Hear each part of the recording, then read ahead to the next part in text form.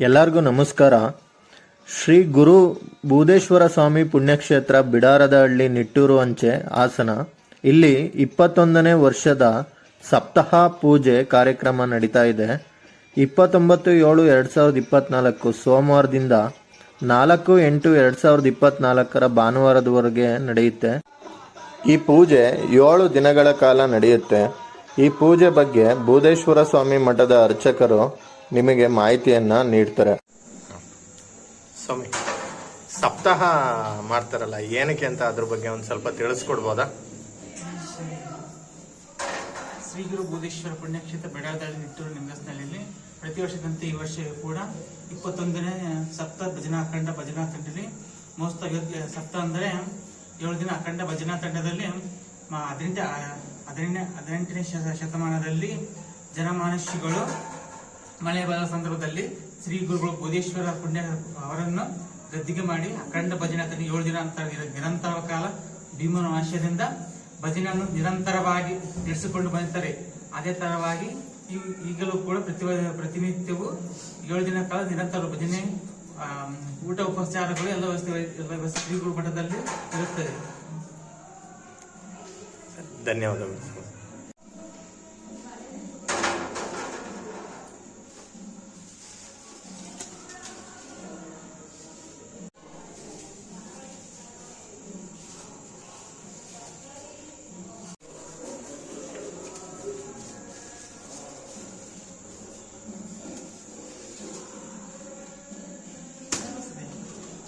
ಮಳೆ ಬರ್ತಿದೆ.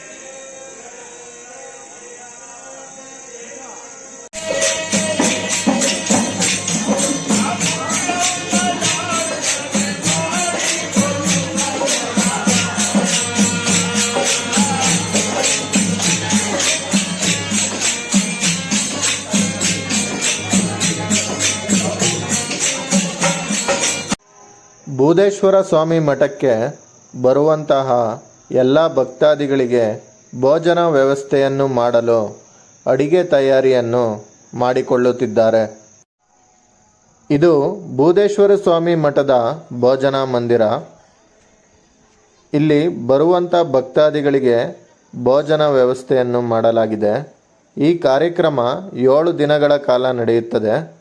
ಬರುವಂಥ ಭಕ್ತಾದಿಗಳಿಗೆ 7 ದಿನಗಳು ಸಹ ಭೋಜನ ವ್ಯವಸ್ಥೆಯನ್ನು ಏರ್ಪಡಿಸಲಾಗಿದೆ.